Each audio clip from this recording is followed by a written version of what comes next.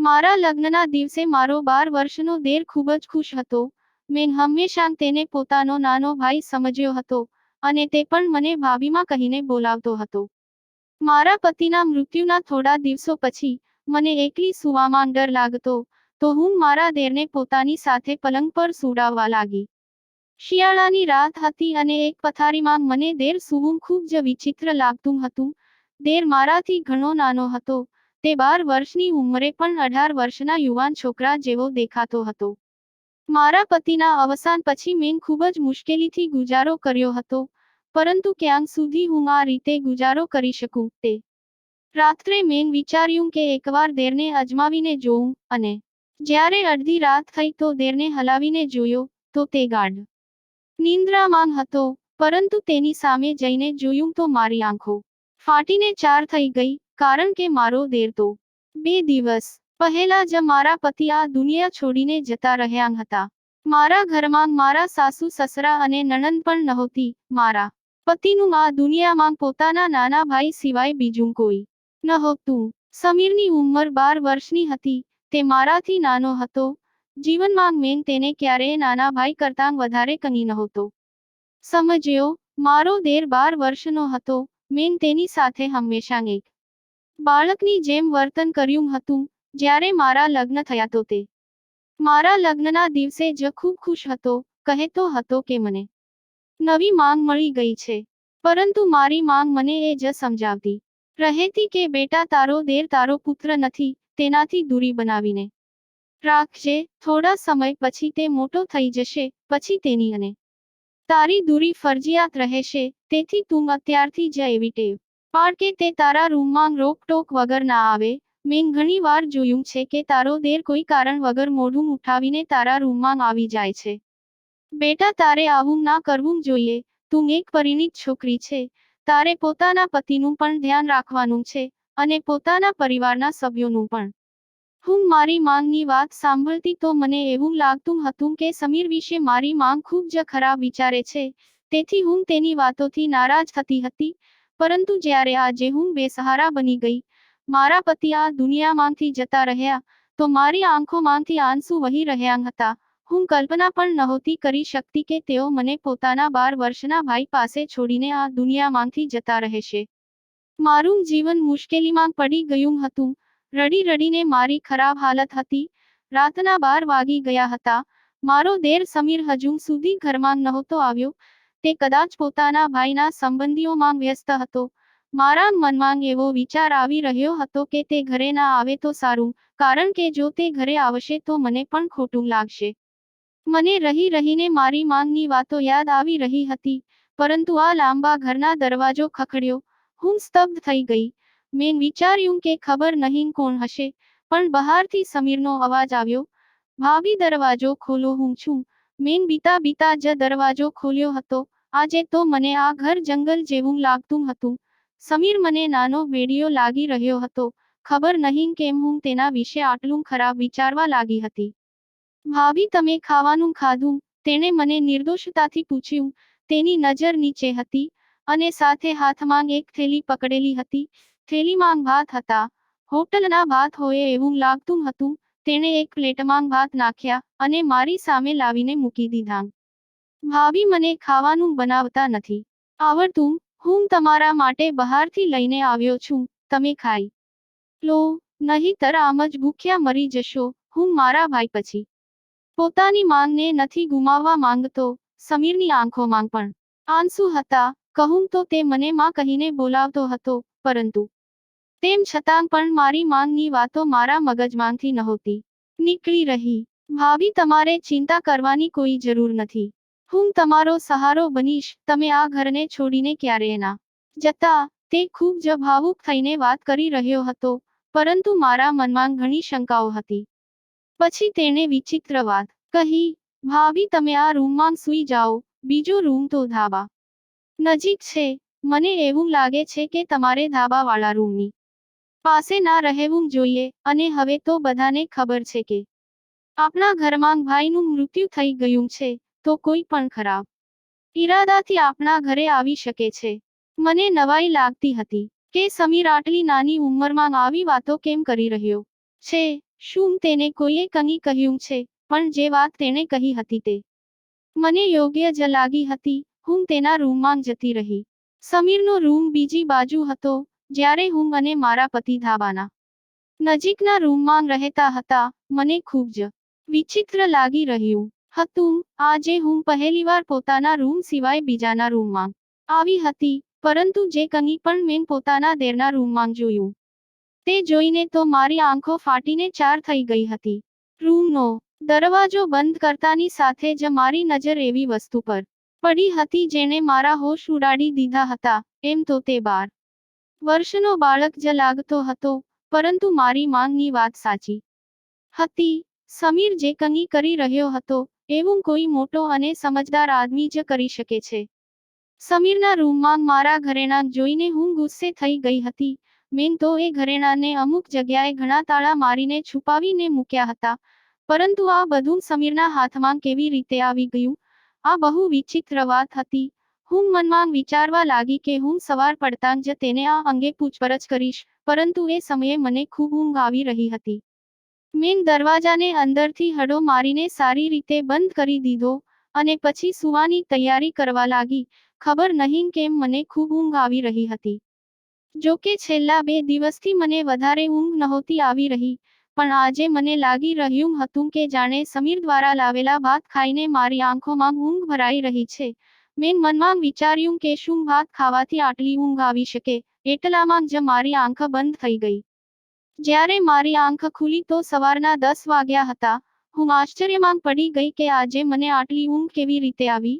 જો કે છેલ્લા 2 દિવસથી મને બિલકુલ પણ ઊંઘ નહોતી આવતી, પણ આજે ભાત ખાધા પછી મારી આંખો એવી બંધ થઈ કે જાણે કોઈને દારૂ પીવડાવી દેવામાં આવ્યો હોય. મને નવાઈ લાગી રહી હતી. આવું તો થવું ના જોઈએ. મારા દિમાગમાં વારંવાર એક જ વિચાર આવી રહ્યો હતો કે ક્યાંક સમીર દ્વારા લાવેલા ભાત ખાઈને તો હું બેભાન નહોતી થઈ ગઈ, પરંતુ આખરે સમીર આવું કેમ કરે? મેં મનમાં વિચાર્યું અને આંખો ચોળતી ચોળતી બહાર આવી તો સામે રસોડામાં સમીર ચા બનાવી રહ્યો હતો. તેને જોઈને મને ખૂબ જ ખરાબ લાગી રહ્યું હતું. ભાભી, તમે તો સૂઈ ગયા હતા. તમને ખૂબ જ સારી ઊંઘ આવીને? તેણે મારી સામે જોઈને જોરથી કહ્યું. મેં તેને સંકોચ સાથે કહ્યું, હા, મને આજે બહુ ઊંઘ આવી. તો આવે જ ને. મેં તમને ભાતમાં ઊંઘની ગોળીઓ ભેળવીને આપી હતી. મેં મારા મિત્રને જણાવ્યું હતું કે મારા ભાભીને ઊંઘ નથી આવતી, તો તેણે મને કહ્યું કે તું તેમને ખાવામાં ઊંઘની ગોળીઓ ભેળવીને આપ, આનાથી તેઓ આરામથી સૂઈ જશે. હું આશ્ચર્યચકિત થઈ ગઈ કે સમીર આટલી ખરાબ હરકત કેવી રીતે કરી શકે. સમીર, તું આવું વિચારી પણ કેવી રીતે શકે?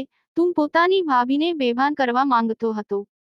ના ના ભાભી, હું તો બસ તમને સારી ઊંઘ આપવા માંગતો હતો. હવે તમે એકદમ ફ્રેશ દેખાઈ રહ્યા છો.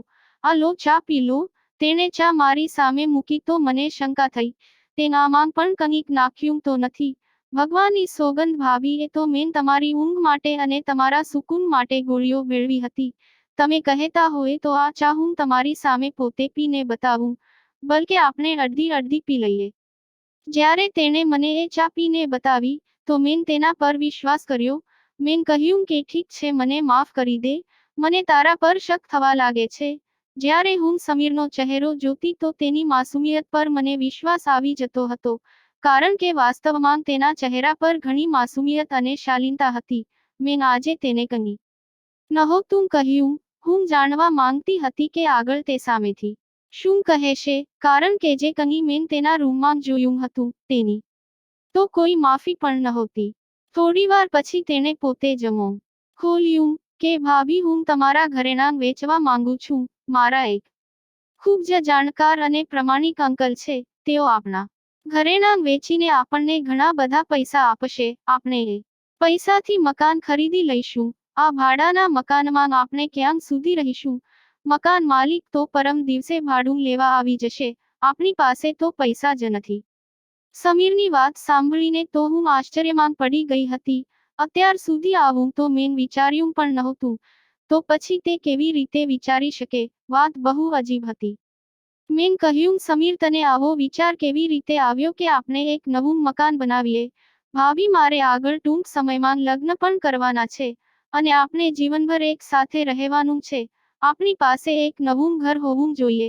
અને ભાડાના મકાનોમાં તો બસ વ્યક્તિની બદનામી થાય છે. સમીરની વાત સાચી હતી, તેથી મેં તેને ઘરેણાં અંગે કંઈ ના કહ્યું, પરંતુ મને ડર હતો કે ઘરેણાં વેચીને અમારી પાસે જો પૈસા ના આવ્યા તો શું થશે. હું એક વિધવા સ્ત્રી હતી, મારો દેર 12 વર્ષનો હતો, તો આવામાં કોઈ પણ અમને આરામથી સરળતાથી ધોકો આપી શકે. મેં વિચાર્યું કે મારે આ વિશે કોઈની સલાહ લેવી જોઈએ. હું પોતાના પિયરમાં જણાવું, તેઓ ચોક્કસપણે મારી મદદ કરશે. સમીર તો નાનો બાળક હતો જ્યારે મને એ વાતનો હજી પણ ગુસ્સો હતો કે તેણે મારા રૂમમાંથી આખરે આટલા બધા તાળાં તોડીને એ ઘરેણાં બહાર કાઢ્યા કેવી રીતે. જો કે તાળાં તૂટેલા પણ નહોતા, અને એ ઘરેણાં વિશે મેં સમીરને જણાવ્યું પણ નહોતું. હવે મને સમીર પર ગુસ્સો આવી રહ્યો હતો, પણ તે જે કંઈ પણ કરતો, તેનો એવો જવાબ આપતો કે હું ચૂપ થઈ જતી. મેં પોતાના પિયરવાળાને કહ્યું કે મારે આ ઘરેણાં વેચીને ઘર ખરીદવું છે, તો તેઓએ મને કહ્યું કે ના, ઘર લેવાની કોઈ જરૂર નથી. તું હવે વિધવા થઈ ગઈ છે, તારે હવે અમારા ઘરે આવવું પડશે. પણ હું તેમના ઘરે નહોતી જઈ શકતી, કેમ કે હું જાણતી હતી કે મારા ભાઈઓ પોતાની પત્નીઓના ગુલામ છે. તેઓ પોતાની વિધવા બહેનને ક્યારેય પણ સહારો નહીં આપે. જીવનભર વ્યક્તિ કોઈના સહારે તો ના રહી શકે. અત્યારે સારો મોકો હતો. હું પોતાના ઘરેણાં વેચીને એક ઘર ખરીદી શકતી હતી. મારા પતિએ પોતાના જીવનમાં મારા માટે ઘણા બધા ઘરેણાં બનાવ્યા હતા, પરંતુ પોતાના ભાઈઓની નિયત જોઈને મેં તે ઘરેણાં આપવાનો ઈરાદો કરી લીધો. હવે હું સમીરના સહારે જ ચાલી રહી હતી. મેં કહ્યું, સમીર, તારી ઈચ્છા હોય તો તે ઘરેણાં વેચી દે. હું પોતાના પિયરવાળા અને તેમના વર્તનથી નિરાશ થઈ ગઈ. સમીરે પોતાના એ જ અંકલને તે ઘરેણાં જઈને આપી દીધા, અને 2 દિવસ પછી એક યોગ્ય જગ્યાએ ઘર શોધીને ઘરની ચાવી અને ઘરનો દસ્તાવેજ તેમણે સમીરને આપી દીધો. હું તો આ સમગ્ર વ્યવસ્થાથી આશ્ચર્યમાં પડી ગઈ કે 2 દિવસમાં આટલું જલ્દી આ ઘર અમને કેવી રીતે મળી શકે. જો કે લોકોને ઘણું બધું કામ પણ કરવાનું હોય છે. ઘરનું કામકાજ, ઘરના દસ્તાવેજો, ઘણી બધી એવી વસ્તુઓ હોય છે જેના પર વ્યક્તિને મહેનત કરવી પડે છે અને સમય આપવો પડે છે. જ્યારે સમીરે દસ્તાવેજ લાવીને મારા હાથમાં મૂક્યો, તો હું આશ્ચર્યચકિત થઈ ગઈ હતી. તે હતો તો 12 વર્ષનો, પરંતુ તેની વિચારસરણી મોટા જેવી હતી. પછી તેણે એક વિચિત્ર વાત કહી. તેણે કહ્યું કે ભાભી, આપણે આખું ઘર સાફ કરી લઈએ.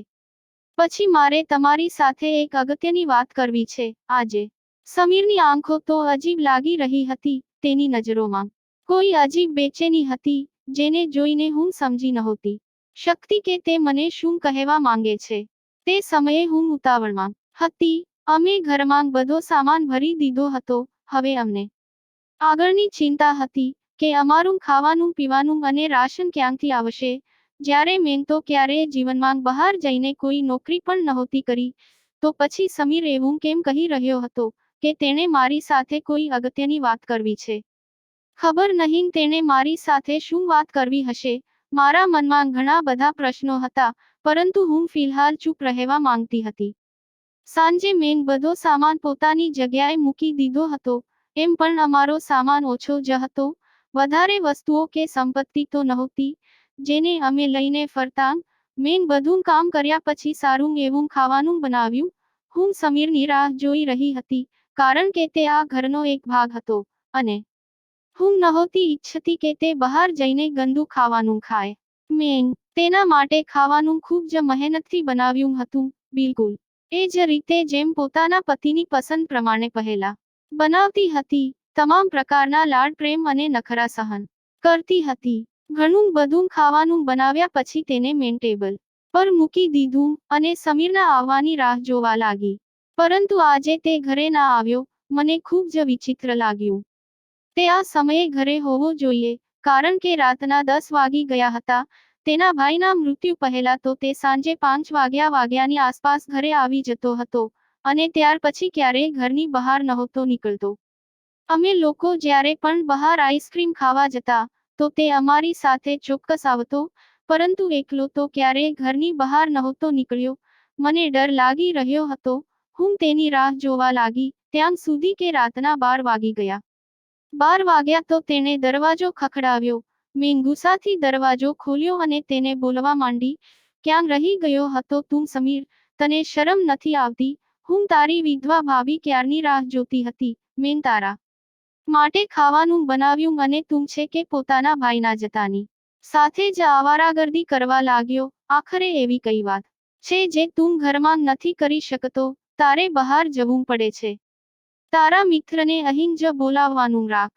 ભાભી, હું એવું ના કરી શકું. તેણે નજર ઉઠાવીને મારી સામે એવી રીતે ગુસ્સાથી જોયું કે હું ડરી ગઈ હતી, પરંતુ તે તો માત્ર એક બાળક જ હતો. મેં મનમાં વિચાર્યું કે હું તેને ડરાવી ધમકાવી તો શકું છું. હું એવું જ વિચારીને તેની સાથે વાત કરી રહી હતી કે તે મારા પર બૂમ પાડવા લાગ્યો, ભાભી બસ કરો હવે, મારે તમારી કોઈ વાત નથી સાંભળવી, અને જે તમે ખાવાનું બનાવ્યું છે તે તમે પોતે ખાઈ લો. આટલું કહીને તે પોતાના રૂમમાં જતો રહ્યો. તે સમયે તે કોઈ 40 વર્ષના આદમીની જેમ ગુસ્સો કરી રહ્યો હતો.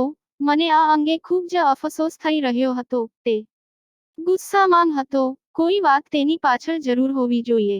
મેં એમ વિચારીને તેના રૂમનો દરવાજો ખખડાવ્યો, તો તેણે દરવાજો ખોલ્યો અને મારી સામે વિચિત્ર નજરે જોઈને બોલ્યો, એક વાત કહું ભાભી, તમારે મારી સાથે લગ્ન કરી લેવા જોઈએ, નહીં તો તમે બેફા થઈ જશો ભાભી. તેની વાત સાંભળીને મારી આંખો ફાટીને ચાર થઈ ગઈ હતી. તું એવું વિચારી પણ કેવી રીતે શકે કે હું તારી સાથે લગ્ન કરીશ? ક્યાં ગયો તારો માંગવાળો પ્રેમ? તું તો મને સવાર સાંજ માંગ કહેતો હતો. હવે શું થઈ ગયું? કોણે તારું દિમાગ ખરાબ કરી નાખ્યું? આટલી ખરાબ વાત તું તારા મનમાં વિચારી પણ કેવી રીતે શકે, અને પોતાના મોંમાંથી કેવી રીતે કાઢી? હું ગુસ્સાથી સળગી રહી હતી. તે કોઈ પણ શરમ વગર મારી સામે હાથ બાંધીને ઊભો રહીને મને ધ્યાનથી જોઈ રહ્યો હતો. મને તેની નજરથી ડર લાગવા લાગ્યો હતો. હું બોલતાં બોલતાં અચાનક ચૂપ થઈ ગઈ, અને ત્યાંથી પાછી વળીને મારા રૂમમાં આવીને બેસી ગઈ, અને મેન રૂમનો દરવાજો જોરથી હડો મારીને બંધ કરી દીધો. મારું હૃદય જોર જોરથી ધબકતું હતું. હું કલ્પના પણ નહોતી કરી શકતી કે સમીર આવો નીકળશે અને આવા પ્રકારની વાતો મારી સામે કરશે. મેં તો હંમેશા તેને મારા બાળકની જેમ રાખ્યો હતો. હજુ મારું સંતાન જન્મ્યું નહોતું, પરંતુ તેમ છતાં પણ સમીર વિશે મારા પતિએ પણ મને એવું જ કહ્યું હતું કે તારે હંમેશા તેનો પોતાનો બાળક સમજીને ઉછેર કરવાનો છે. તેના માંગ બાપ નથી, હવે તું જ તેની માંગ સમાન છું. સમીરના આ શબ્દોથી મને ખૂબ જ દુઃખ થયું હતું. મેં વિચાર્યું હતું કે આજ પછી હું સમીર સાથે કોઈ વાત નહીં કરું. કાયદેસર રીતે આ ઘર મારા નામે હતું. હું આ ઘરમાં પોતે એકલી પણ રહી શકું છું, પણ જો સમીરે ફરીથી આવી હરકત કરી, તો હું તેને ઘરમાંથી ચોક્કસ કાઢી મૂકીશ. આ ઘર તો મારા પતિના પૈસાનું હતું, અને મારા નામે હતું. જો તે પોતાની ભાભીને ઇજ્જત ના આપી શકે, જે તેને આપવી જોઈતી હતી, તો સમીરને આમાં રહેવાનો કોઈ હક નહોતો. મારી ખામોશી હવે ગુસ્સામાં ફેરવાઈ ગઈ હતી. સવારે ઉઠતાની સાથે જ મેં સમીરના રૂમનો દરવાજો જોર જોરથી ખખડાવવાનો શરૂ કરી દીધો. પછી મને ખબર પડી કે તેના રૂમનો દરવાજો તો અંદરથી બંધ નથી. પછી જ્યારે મેં બહારથી દરવાજો ખોલ્યો, તો રૂમ ખાલી હતો. રૂમમાં કંઈ પણ નહોતું. સમીર ક્યાં ગયો? હું મનમાં વિચારવા લાગી. મારું દિમાગ ગુસ્સાથી પાગલ થઈ રહ્યું હતું. મેં બહારના દરવાજા તરફ જોયું, તો દરવાજો બહારથી બંધ હતો. એનો મતલબ સમીર મને ઘરમાં કેદ કરીને ગયો હતો.